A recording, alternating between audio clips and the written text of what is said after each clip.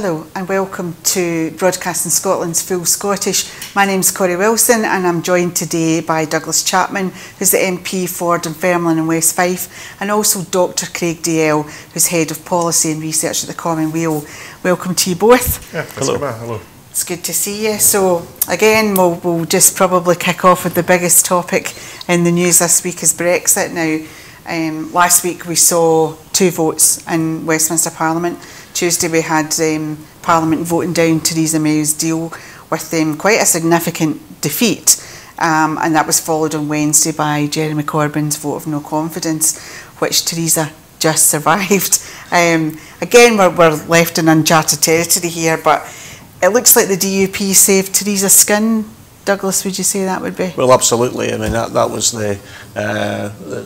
really the background to all of this, and while the DUP were quite happy to vote with the majority of the Commons on Tuesday for the massive defeat that the government suffered, you know, they were back in line by the following day to give them their vote of confidence. And you know, I think what the SNP members certainly were saying, you know, we were just making signs of this is all about the money for the DUP and what they can get out of this situation. So I don't think they're really looking at the long-term future of the country in terms of the country for the purpose of that comment was the UK. But you know, we need to actually.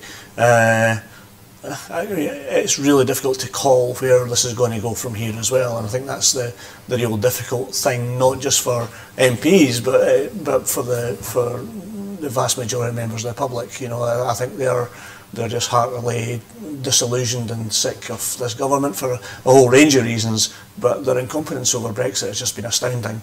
And the very fact that as a Member of Parliament, you know, even when you were a Member of Parliament as well, you know, you were wondering what was going to happen in the next 24 hours. We're in a position now where we're wondering what's going to happen in the next 24 minutes because the pace of change and sort of lack of clarity over the future of the government, where they want to take things, it's just not there. And you know, I don't know what Craig feels about it as well, but because you're not involved in on the day-to-day sort of grind of being in Westminster. So what does it look like from your point of view? Yeah, it's a bit different taking a slightly outsider view. It's interesting that had Theresa May brought the meaningful vote at the time she intended to, I think the estimates were she'd have only lost by about a dozen votes or so. Instead, by delaying it over Christmas, she ended up with the worst defeat for a government in at least a century. I'm not surprised that those who voted against the deal then turned around and supported the government, to be honest, because a lot of them, they're very unhappy with May's deal. They're the hardcore Brexiteers. They're not happy with the Brexit they may get. But the one thing that frightens them more than not getting the Brexit they want is not getting the Brexit they want and ending up losing power to Jeremy Corbyn. So I'm not surprised they then closed ranks around the government on that. Yeah. I think as well, Douglas, you stood up on Thursday and you know, tried to say about having talks cross-party and let's get together and see if we can come up with a solution, which seems a bit ironic given that this is where we are and it's taken 2 years that she suddenly thinks within a couple of days that she's going to be able to find a solution. That's not a realistic position. For me, it's just not about finding a solution, but it's about getting people, getting their confidence back to say, yeah, we can actually trust what you're going to do. You know, we've had the last couple of years where negotiations have been taking place. It's been very difficult for any of the other parties to actually become involved in that process. We've been told from time to time through ministerial statements, from the Prime Minister coming back from the various summits, you know, this is what's been happening. We've not actually been involved as members of Parliament in that process, and you know, it's been a very much a Tory government trying to appease the small group within their own party to try and get a deal that they can agree to, and we now find that, you know, within the Tory party they can't even agree any deal that May's putting on the table. So you know, I think from that point of view, you know, we just wonder where this is going to go, and to come in at the 11th hour and say, yeah, let's all come in and put our ideas on the table. I'm not sure, and I don't think Theresa May is actually capable of listening to the views of other people that would actually sway her opinions.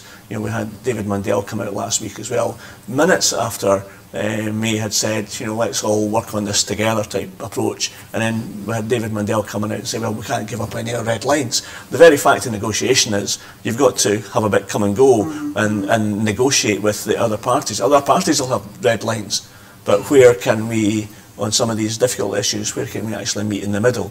And I think that's been Theresa May's downfall, that she is just not, she doesn't have the skills or the personality to actually bring people together and allow them to come to a sensible conclusion.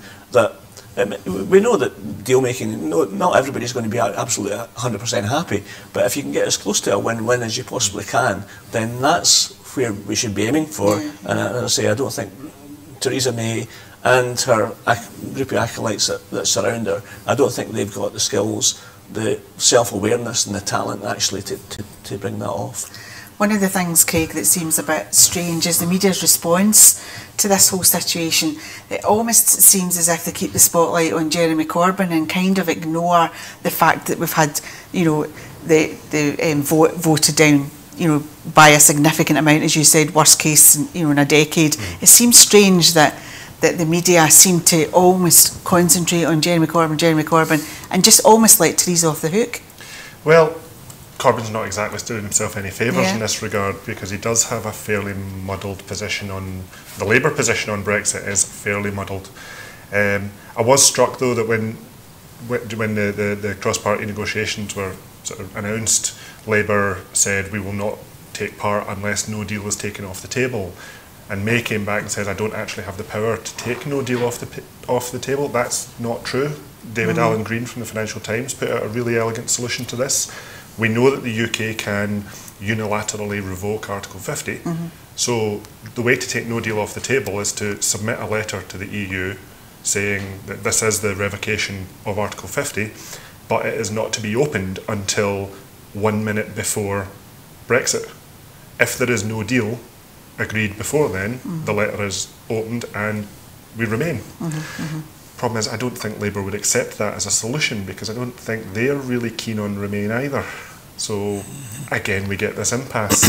This is the problem. There are solutions to Brexit, but there's not enough people in the Commons who want any one of them to push it through, and that's why we're just constantly having this boorach. But do you not feel as well that Corbyn's lost all credibility? I mean, he stood up in the Commons the other day and said we will not be negotiating, and yet some of his key ministers were in the Cabinet Office the following morning, you know, having that discussion. So it's like Corbyn's almost, you know, being sidelined by his own party. And while we have a failing Conservative government in number 10, we've also got a failing official opposition that really has no conception of what joined up thinking is on the whole Brexit deal. And I think if it had a strong opposition through this period, an official opposition, you know, I think we'd been in a totally different position, because the pressure would have been on the government, not from their madcap Brexiteer backbenchers, but the pressure would have been coming from the opposite side of the chamber. And I think that would maybe clarified and helped, you know, actually has come to a solution quicker than we have. And this rambling 2 years of negotiations probably could have been done without. Absolutely. I do see that the path forward is probably going to be something like Theresa May's Plan B will be essentially Plan A with the letter A scrubbed out and replaced. We have seen some things in the press over the weekend about possibly keeping the whole of the UK in the customs union, or possibly, I think the thing this morning was have a bilateral treaty between the UK and Ireland over customs duties, which, on the face of it, on the pure, you know, writ of the proposal, not bad.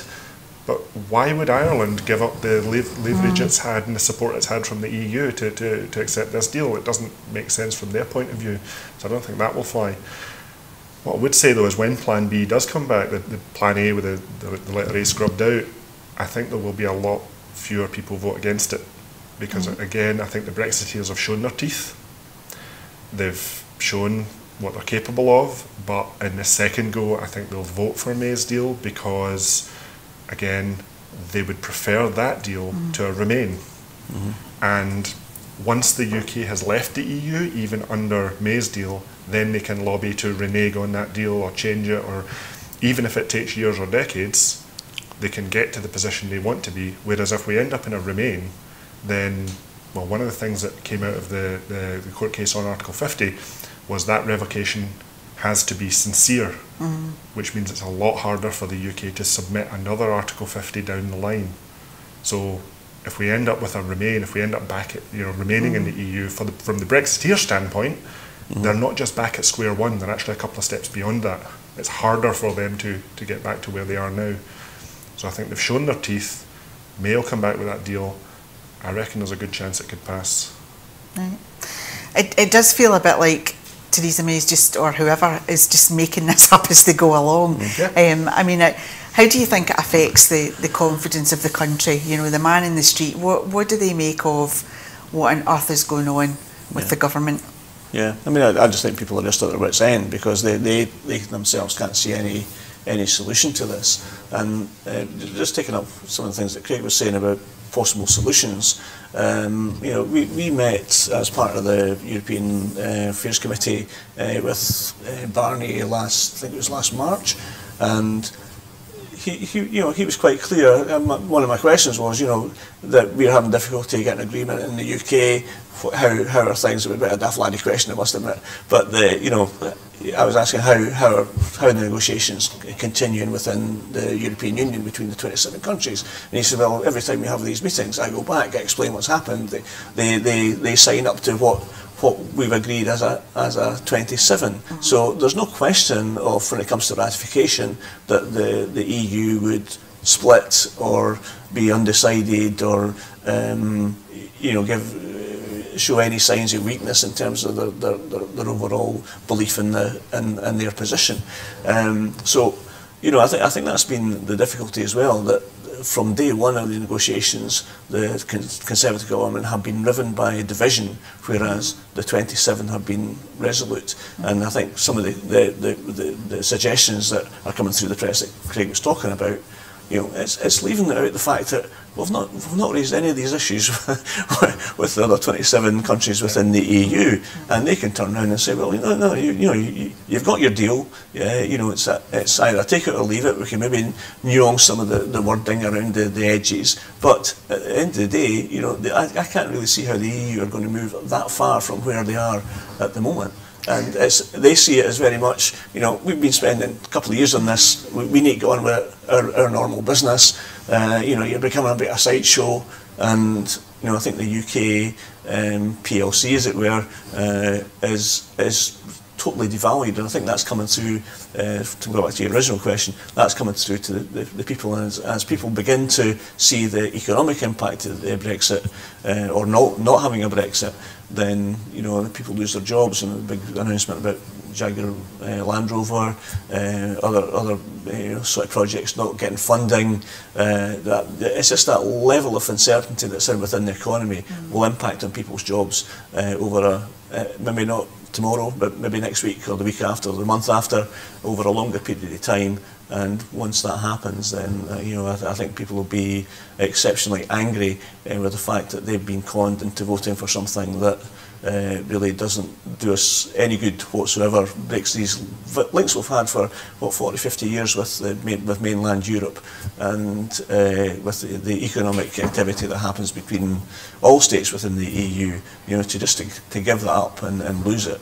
As I say, people will be, I think, angry as the economic impact actually hits their household, their family, their community, and who knows what can happen from there. And picking up on the EU point, I think there seems to be a bit of a distraction in as much as the UK government tried to blame the EU for the Brexit deals not, going to their plan. Yeah. Which seems a bit ironic, because I think, as you said, Douglas, there's like 27 countries have got together and they've agreed something, which is quite a feat in itself. Yeah. And this one other country saying, no, I'm not happy with that. And of course, it was reported this week that Theresa May had left the EU diplomats in a state of disbelief when she made absolutely no changes to her demands, despite the vote not going in her favour. But it's not just the EU that's looking on in disbelief. It appears to be the whole world. Would you agree? Yeah, I think in addition to the impact on the domestic situation within the UK, one of the things that the UK did really well historically was international diplomacy and international negotiations. It had a really good reputation for this. That's gone. Everyone who has been watching the Brexit debate is shaking their heads in disbelief. And that's going to have profound impacts, because as soon as we have completed Brexit and sorted out that negotiation, there now needs to be the global Britain trade negotiations. And how many countries are going to come to Britain thinking, well, this is a strong negotiator, we're going to have to play tough and we're going to have to make a lot of concessions to get this deal. No, they're going to ride right over the UK. Anyone think that sitting down in front of Trump's team is going to result in more UK goods getting sold to America, or the US taking on British food standards? No, we're going to get sold chlorinated chicken and Texan Scotch. Yeah, and I think obviously there's implications to Brexit, whether it's a deal or it's a no deal, and we've already heard talk of things like stockpiling food, stockpiling medicine, the army in the street, all that kind of stuff. And of course we had the ferry contracts that was given to a company that had no boats. But leading on that, Douglas, was there an opportunity for some of these contracts to have come to Scotland?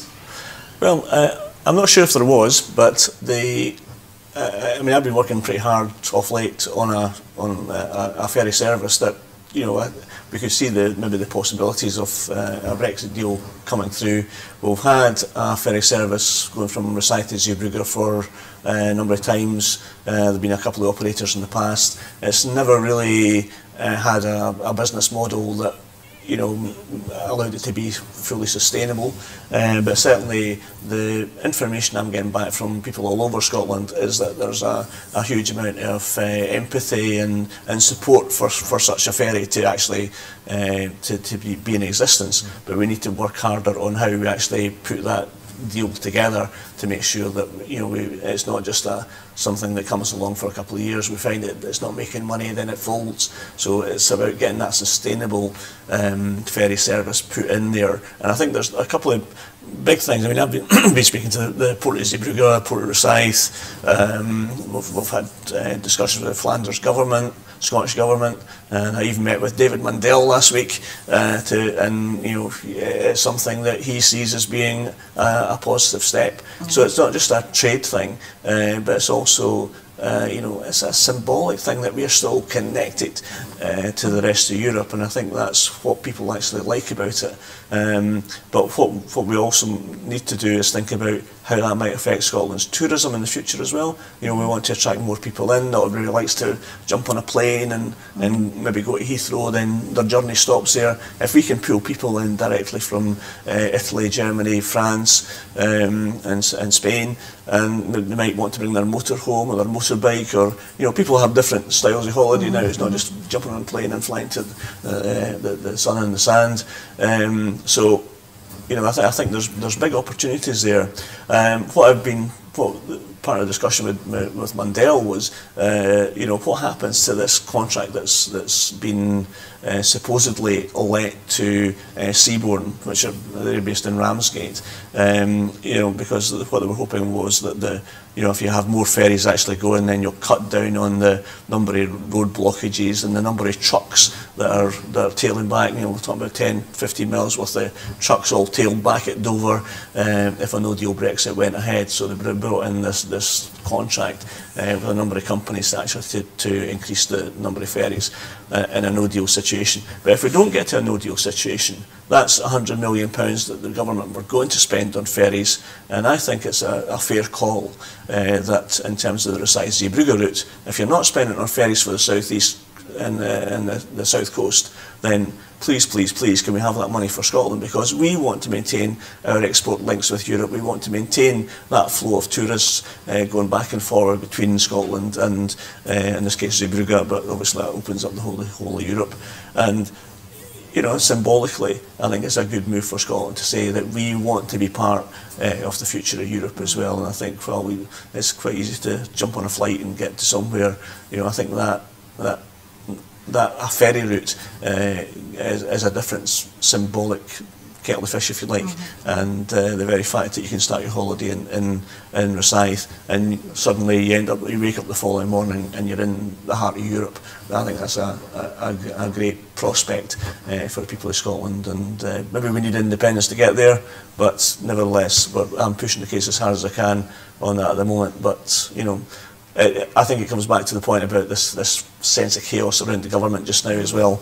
You know, they had to find £100 million from the magic money tree they said a wee while ago they didn't have to actually put into this ferry service. And you know, we don't even know if at the moment whether this company's actually even got a ship that can operate from the Ramsgate port. So there we have it. It's sort of the Brexit shambles in a nutshell, just on one small aspect, where the Conservative government are taking the country.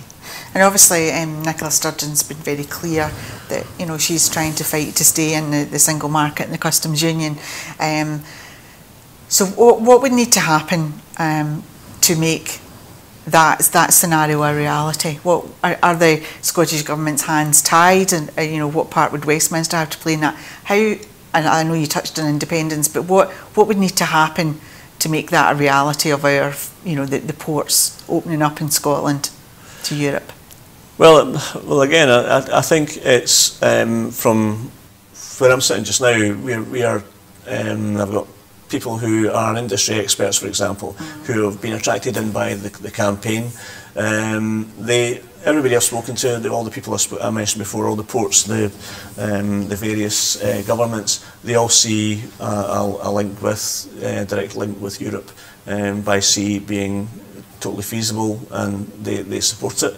But really what we're trying to get to is to find an operator that can actually do this on a sustainable basis. And you know, I think that's the difficulty just now, that we're talking to some, or the experts are talking to some potential operators of the service, but they need to run it at a profit.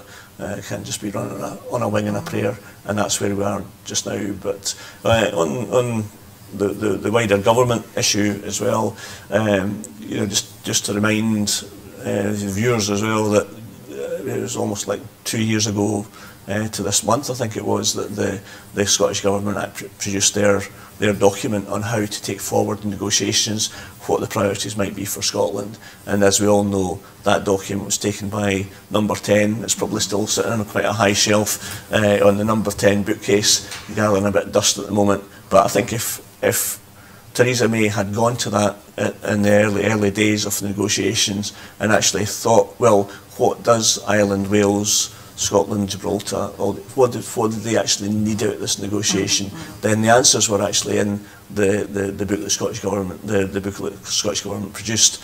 And you know, we could have been again in a totally different place today had that document been taken seriously, and had we begun to negotiate on the basis that Scotland wanted to remain in the EU.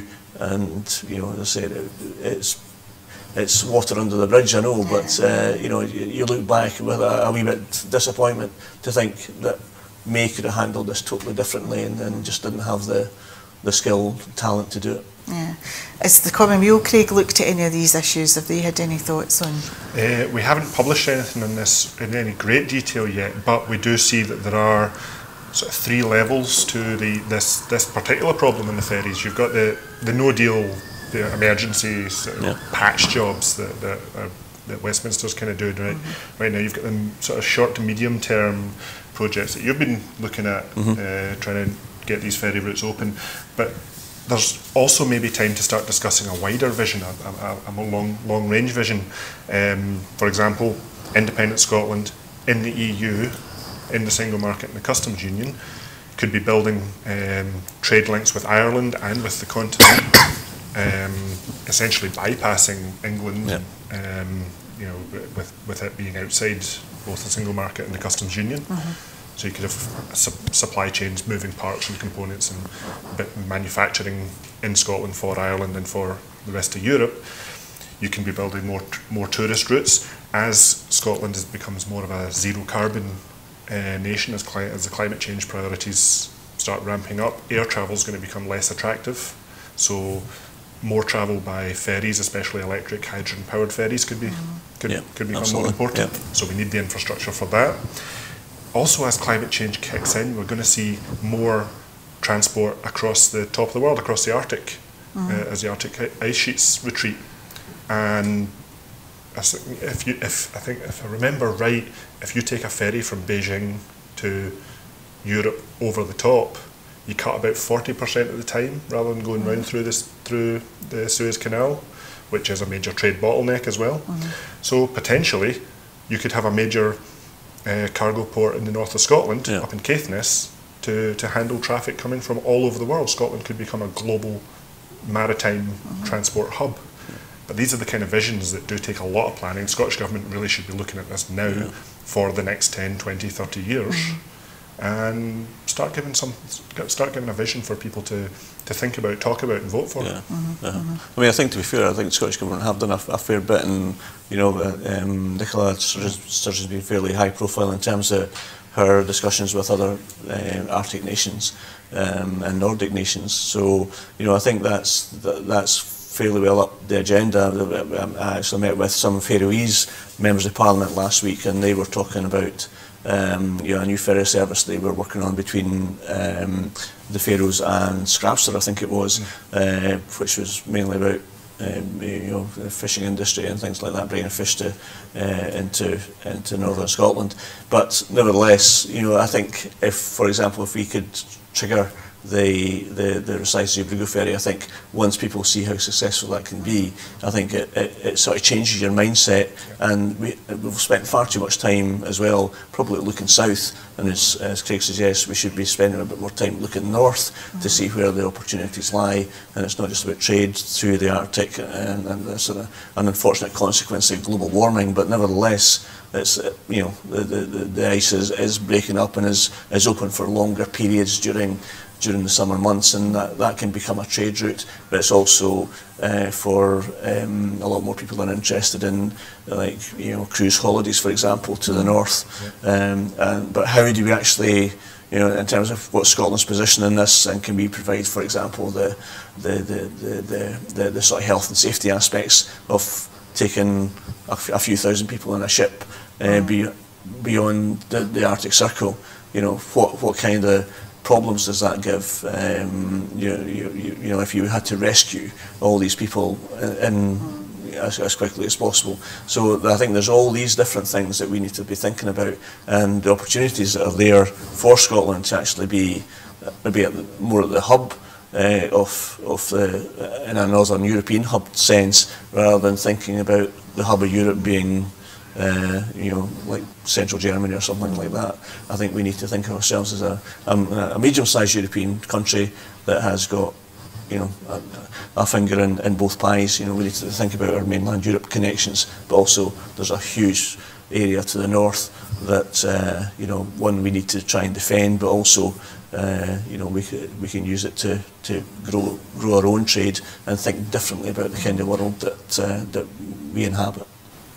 And just before we leave Brexit, Douglas, what are you expecting at Westminster this week? Well, more chaos.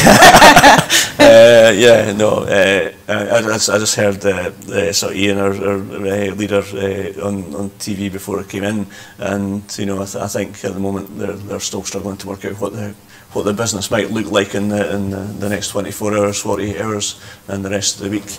But it certainly looks like the Theresa May is working on a plan B. What that might look like, who knows? As Craig suggests, I think it might just be plan B with the fonts changed or something like that. I don't know. But I'm not expecting a real breakthrough. There's been talk yesterday as well of potential for another general election. Again, I'm not convinced that is in the Conservatives' interests, and it's not in the Labour Party's interests either, to be honest. So they would feel duty bound to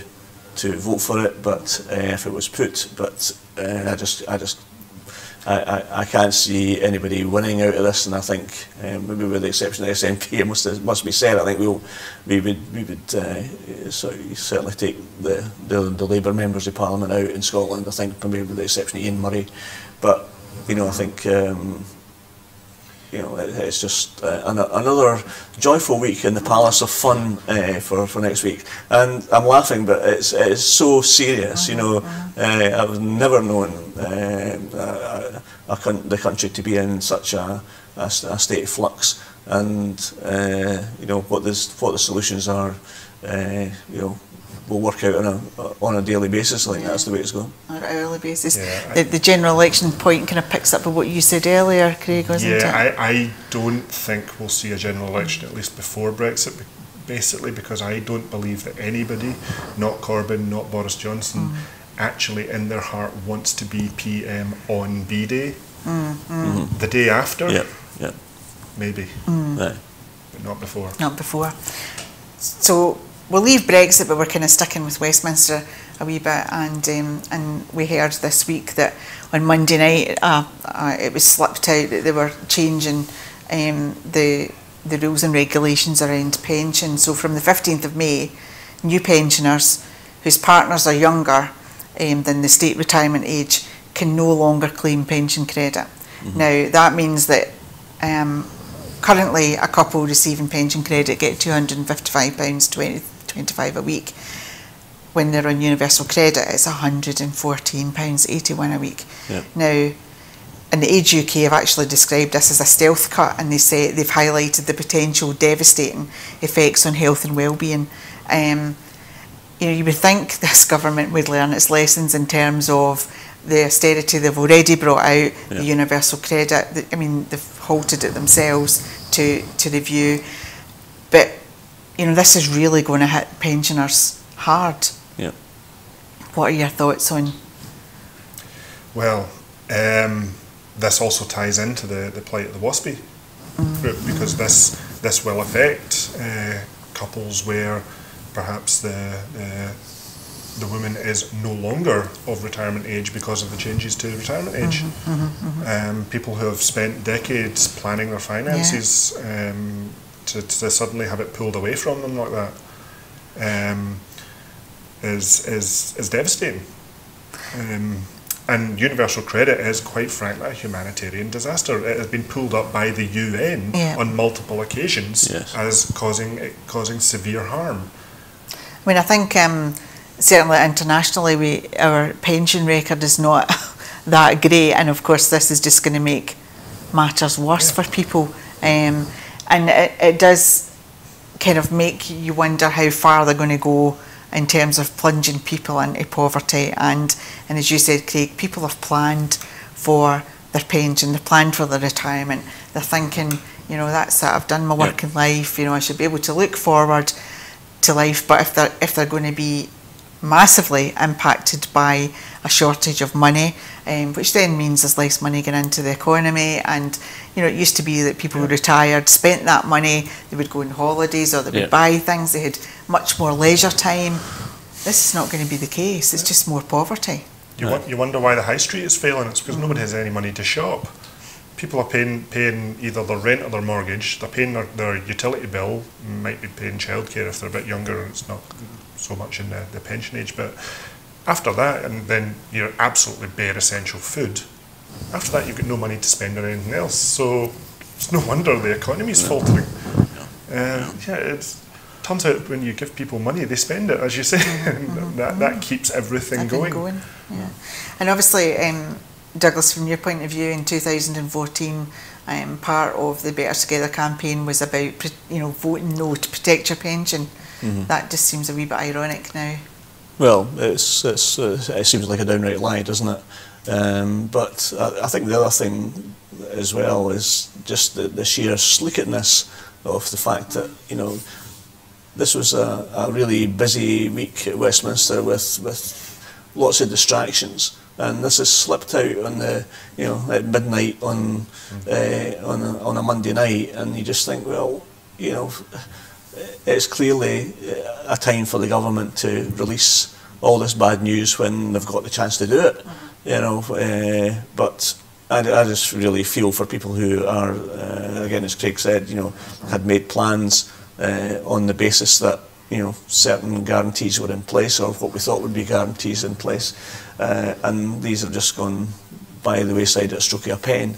I was out doing a street surgery on Friday, and what Craig said about the WASPy women as well, they have not gone away. We revealed, I think through a parliamentary question, that the number of complaints that gone into the independent examiner had increased by something like 250%, and yet they still had the same number of case examiners actually trying to get to the bottom of all these allegations and difficult cases that people were trying to work their way through. So the information we got back was, they weren't intent on increasing the number of case examiners. So your case would actually take much longer to come to a conclusion, if it did ever come to a conclusion. And I can see another bombshell being put into this mix by this decision that was made last week, and I think there'll be more and more people who are caught up in this, and they maybe don't realise it at the moment, but in the future, it's a ticking time bomb, and it's again just the way I think that this current government thinks about and values people who have maybe given their whole life to their employer or their family or whatever, and at the end of the life, when they should be sort of kicking back a bit and enjoying themselves and relaxing, or as living life without having to go to work every day, I think that's just a bit of a kick in the teeth for And I think the other point that it touches on is the fact that all too often now, because younger families, both parents have to be working to support the family, absolutely. And it used to be that the grandparents were the ones that looked after the kids, and that's not going to happen if the grandparents are having to still work, because the pension goalposts have been changed. So again, that's going to impact on the economy. And it's on the back of things like universal credit as well, which has been a complete and utter disaster for the government. I'm just looking through our figures earlier there, and we're currently still dealing with a couple of hundred cases of our constituents and of Fairland West Fife, and I'm sure every MP in Scotland will have a similar caseload to try and work their way through, and it's just been where the rollouts happened. A number of people come to your surgeries in your office in tears, and I'm sure as an MP you had that as well. But the universal credit has just taken the whole issue to a different level, I think. And I don't think I've seen so many people who have been severely disadvantaged by a government decision that was ill thought through, and not the level of preparation was just not there to actually deliver what they wanted to deliver, and it's caused havoc for lots of families. And just picking up on the universal credit, obviously earlier in the year Amber Rudd announced the halt in the rollout because she's looking to reform the design, not saying she's going to scrap it. No. Of course, it's already fully rolled out in Scotland, so that kind of smacks a wee bit of the old poll tax thing, let's say Scotland, it doesn't matter, it's already out there. But as you've said, it's causing real tangible hardship for people, in terms of a 6-week waiting time before you get your money, and it just, and I think you picked up the point, Craig, about the UN. I mean, they were appalled by this system, but the Tory government are just still carrying on regardless, really. Everywhere that universal credit has been rolled out has seen an increase in poverty and hardship and use of food banks and all the negative effects of a failing policy. But the UK government has turned a blind eye to it, quite literally in many cases, because this appalls me as a policy developer more than anything else, is they haven't been monitoring these impacts. They haven't been monitoring the effect of their own policy as they've rolled out. It's taken other MPs and other people involved in it to sort of try and flag up the problems. And even when bodies like the UN flag up the problems, Westminster's as likely as not just to ignore it and brush it away and hope it goes away, and maybe just pause things until the headlines die down and then roll out again without without much reform or change. But was it not 2016 they removed the poverty targets? So if you've removed your targets, you know, you can't measure anything, you can't monitor something, you know, and it makes it incredibly difficult. And I think during that time, it wasn't just, you know, some MPs that were trying to fight that. Most organisations that dealt with, so whether it was the Joseph Rowntree Foundation or whatever, were trying to flag up serious concerns about what this was going to mean, but it didn't seem to make any difference. No, and I think when you speak to people from the food bank, like food bank staff and so on, and people who are coming into contact with folk every day, you know, I think the correlation is definitely there. That, you know, with the introduction of rollout of universal credit has seen a consummate sort of increase in the number of users of food banks as well. And I think that's borne out by what, as I say, the food bank people tell us as well. You know, what kind of people are coming in just now, and it's folk who are really struggling on universal credit, and, you know, who have maybe not had their payments for X number of weeks, and their kids are starving basically, and for that to happen in you know, an advanced society such as ours, it's just beyond belief. Obviously, this week it was noted that the UC policies actually had similarities to amendments to the poor law policies in 1834. I mean, are we really going back to the Dickens era? You know, there was even been talk of appointing a minister for hunger. I mean, what is going on? The injustices with universal credit feed right through it. I mean, one that I particularly tried to highlight is what's known as the taper rate on universal credit. So if you're on UC and you're earning some income, if you earn £1, then you lose 63 pence of your universal credit. Whereas if you're a millionaire and you earn an extra £1, you only lose 45% of that pound in income tax. So in effect, we're taxing the poor far harder than we're taxing the very richest. And that's, in any society, that's wrong. I think you picked up on it, Douglas. I mean, this is one of the richest countries in the world, and we actually have children who are starving. We've got adults who are starving, but you've got children who are going to school, expecting to be, you know, concentrating on their schoolwork and doing well when actually, you know, they're starving. It just beggars belief that the UK government cannot see the devastation it's causing. Or will not see. Or will not see. It's a choice. And I think that's it. I mean, it's the.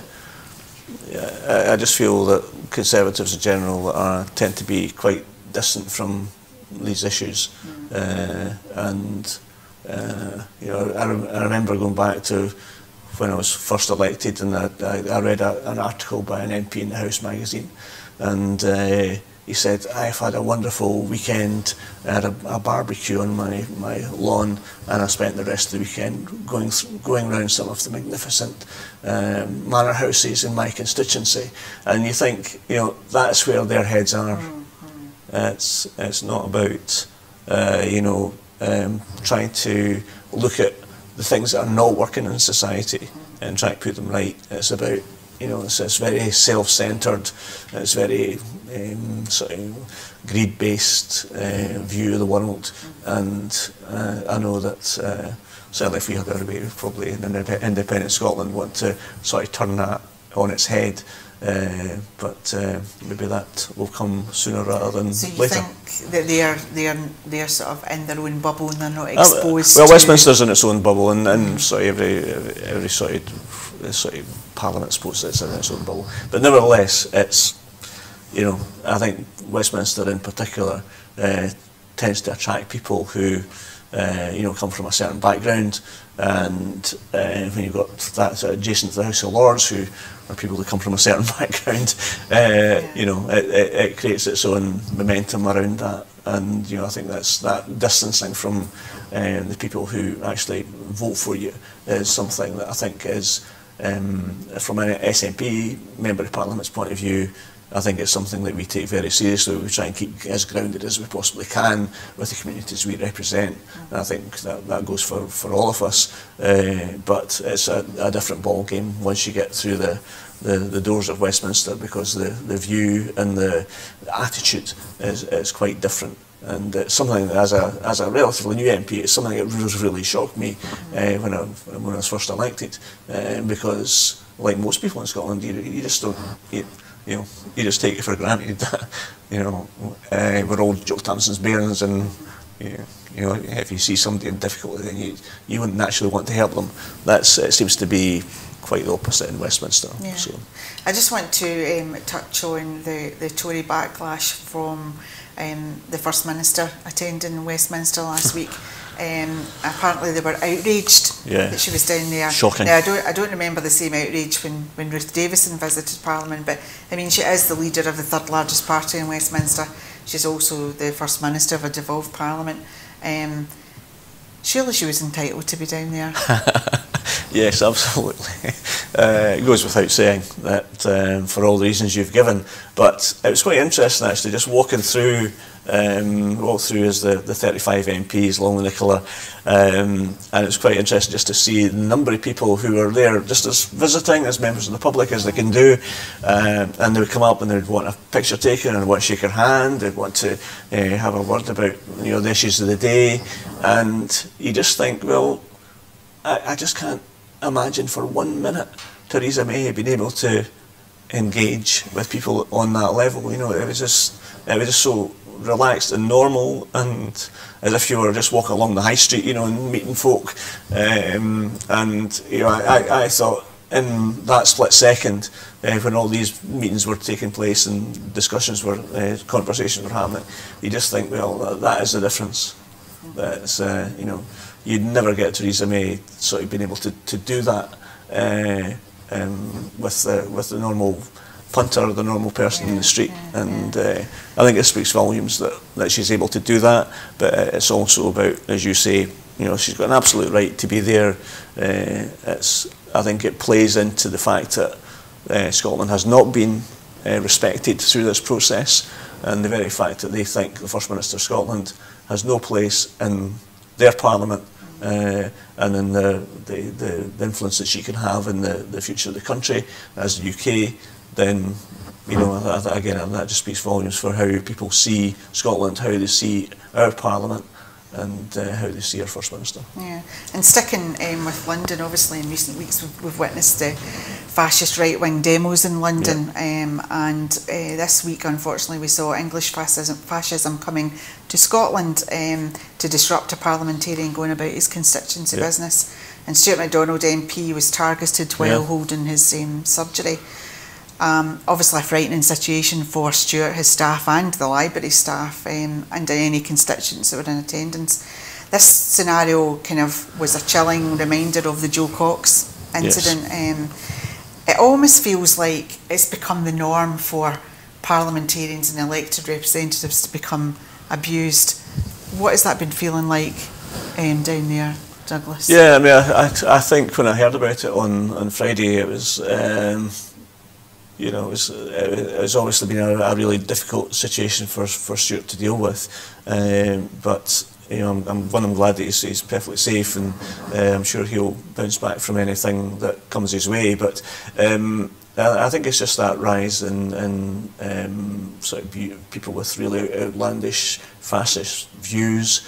I was out in Catalonia for their referendum last October, and I think again I got quite a shock just in terms of seeing police on the street with guns and batons and being prepared to use them against people who were conducting what I thought was a perfectly legitimate democratic process, and people were they didn't have anything to defend themselves other than, I suppose, their own dignity, that they didn't respond to the provocation that was happening at the time.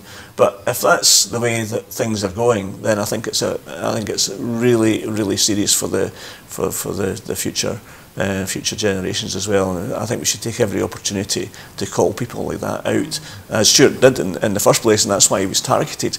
And I thought it was really sad as well that he had to close down his Facebook account for a temporary period yesterday as well, because he was getting so many hate-filled messages that were directed at him. And at the end of the day, your politicians you might not like us very much sometimes, but at the end of the day, we're still human beings, and it's about having that level of respect, I think, across the board. And if we have difficulties in society, then we should have the maturity, surely, to be able to sit down and work out what these difficulties are.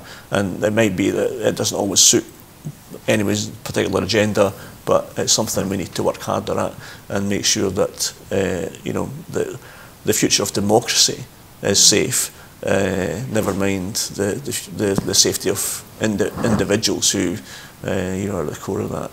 Picking up on that point, Craig, do you think that this kind of dangerous behaviour hides behind freedom of speech? There are certain people out there who have made quite a career for themselves by being deliberately provocative in that way. I think that really on the freedom of speech thing, give them exactly as much oxygen as they deserve. Freedom of speech is not an obligation to be heard. We can just ignore them, and their influence will fade away. I think this is a longer running symptom of which Brexit is another symptom of England trying to find its identity within the United Kingdom. For a long time, Englishness and Britishness were essentially the same thing. But we have seen a rise of people in England who are describing themselves more as English rather than British, and I see that as quite a positive thing.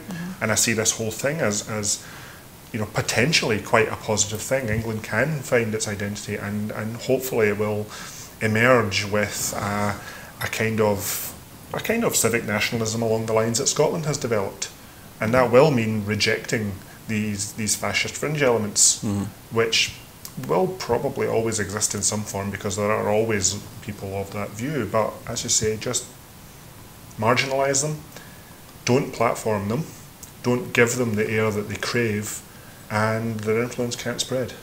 But do you not think that's part of the problem? Is the mainstream media absolutely give them far too much oxygen? It's usually the first thing that's on the news bulletin, and it goes on far longer than it should do. It's an easy headline. It always almost makes you feel as if this is actually the norm, and it's okay. And it's absolutely not the norm, and it's absolutely not okay. It is a small fringe element of people who really should have no place in the public spotlight. But I don't think, to be fair, that actually this kind of behaviour would be tolerated in Scotland. Well, it's not. I think we do have these elements up here as well, but they are not tolerated. Yeah. It's certainly not a nice situation for definitely for the elected members, down in Westminster, to be seeing them getting targeted for any political party, because as you said, Douglas, everybody's human. And it's counterproductive in the long term, because what will then happen is MPs for their own security and politicians for their own security will withdraw from public engagement even more. And as you say, we have a First Minister who can walk down the street and talk to people, whereas at UK level we've got a PM who has armed guards around him arresting joggers who take a wrong turn. That's happened to David Cameron a few years ago. Yes. That's a very different culture of politician. I would prefer the former. I would prefer politicians who can, be human, because that allows them to engage and keep their feet on the ground. I think the other important thing is as well is it's about attracting people into politics. And if you think you're going to be under siege, or your family's going to be under siege because you're taking a certain line, or you're doing the best you can for the country or whatever, it's going to make people look at a career in politics, or a time in politics, or elected representative at any level, to say, do I really want to have that? And I think that's, we can't have that. We need to encourage as many disparate voices as we can into politics as well, so we get a true representation of the society. But if we're actually saying, if you come into politics, then you're going to be abused and shouted at, and violence is going to be around you, then it's not something that people are going to find an attractive alternative. And you know, I think, as Craig says, I think dealing with the people who are on the outside of society in terms of their wayward views, then, you know, it's well, they're entitled to have these views. You know, when it comes to actually making verbal attacks or physical attacks, then that goes beyond the pale. Just to touch on briefly the Glasgow City Council £500 million settlement for the eco-pay dispute. Obviously that comes after 13 years of the previous Labour administration actually fighting in court to stop that. But what has been interesting about that is that there doesn't seem to have been the same media coverage of that settlement as there was about strikes a few weeks back or the previous administration. It's certainly good news for the women in Glasgow, would you say? Good news, long overdue. Glad it's happened. And I think typical of our media that you know, they didn't quite get or didn't want to get the message that all these women had suffered under years, decades of Labour administration in Glasgow. Within a couple of years of the SNP coming in, I think it's been a hard couple of years for them, but nevertheless they've come up with a solution and a deal that you know, gives the dignity back to the women who've been affected, and you know, good on them, and everybody within our council group there who've actually made it happen. So great news. Yeah. So our final topic today, we're going to just touch on the Holyrood Independence rally that we saw this week, and obviously, you know, part of that comes from all that uncertainty of what's going on down south, and people just want to say, you know, there's an alternative, but there's lots of people calling for, you know, we need this now, we need to know a date, we need to do this. There's kind of like different people believing different things. But would you say that it's not just as easy as Nicola Sturgeon saying, okay, this is a date we've got? I mean, there obviously has to be a whole load of stuff taken into account. What are your thoughts on? There doesn't need to be a campaign for people to be out campaigning. And one of the things that we've kind of maybe taken a misstep on over the last couple of years was expecting or hoping that the independence polls would just shift in our favour. We haven't really been pushing maybe as hard as we could to get them to move that way. This is something that is a proactive thing rather than just a passive thing. Common Weal has been trying to do a lot of work over the last couple of years on things like our white paper project, our book How to Start a New Country, all the work that we've done on independence to try and make sure that the structural process of becoming an independent country is as laid out and as planned as possible. But there is still the political campaigning element, and that's where the wider movement, you know, just keep talking to friends and family and bringing them round, because people are coming round. A lot of people are coming round. Maybe there's a few moving in the other direction as well. That's just telling us that the campaign is changing ground as much as it's you know, the numbers are changing. I think in terms of an independence campaign, there's such a diversity in the people that support independence, so it must be quite difficult trying to keep everybody happy and on the same page, really. Welcome to politics. Got three people in this room, I'm sure you can pick an issue and get 4 opinions. Yeah, no, absolutely, absolutely. In terms of, you know, an alternative, it's been muted, obviously, Douglas, that you know, there could be a potential people's vote which could have a knock-on effect of independence for Scotland, but also there's been talk about a Holyrood election. What is your thoughts on what could possibly move Scotland? There's a lot of scenarios that can play out, and you know, but what we've got to try and do is work out, if X happens, you know, what impact does that have? What I disagree with Craig slightly in terms of the campaign, because I think we could be doing an awful lot more in terms of preparation for either an independence referendum or independence itself. At the moment, there's an old phrase about making hay while the sun shines. I think the sun is shining just now, and you know, we could be doing a bit more. What it's saying on the basic level is, keep talking to your friends and family and people you meet in the pub or your workmates. and do all that, but I think we need a lot more information as well to actually counter some of the negativities that sit around the possibility of Scotland being a sort of equal and fair country and an independent country in the future. You know, there are various, as you suggest, various scenarios that might play out in terms of people's vote. I know that's our position in terms of our party, but you know, I'm wondering how, you know, what the mechanisms actually to make that happen would actually be. I'm not sure if we'll actually get to that stage. And holiday election, I mean, every year government have got to get their budget through, so again that's coming up within the next month or so. So again, the government need the support of the Greens to allow us to do that. So I'm hoping there'll be enough in the budget that will see the way forward for Green MSPs as well to be able to support the budget.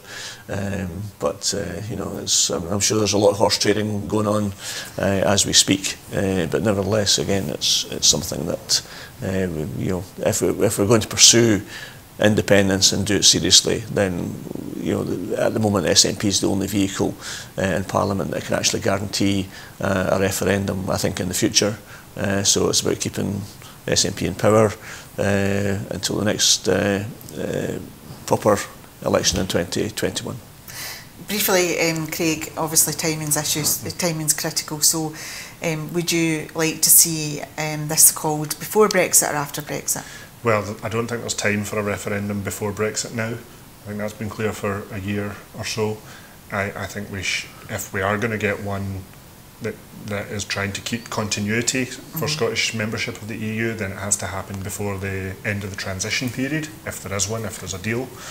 If we push out to 2021 and the Scottish elections, well, again, we hit that problem of there may not be a pro-independence majority in the Scottish Parliament to push for a referendum. And if that happens, then, well, we're beyond the prediction horizon at that point. Okay, I'm afraid that's all we've got time for today, gents. But I would like to thank you both for coming in. Douglas and Craig, it's been really nice chatting to you today, and obviously thank the viewers at home for watching. Just, you know, keep looking out for coverage of what's probably going to be another interesting week in politics, and hopefully we'll see you again next Sunday on The Full Scottish.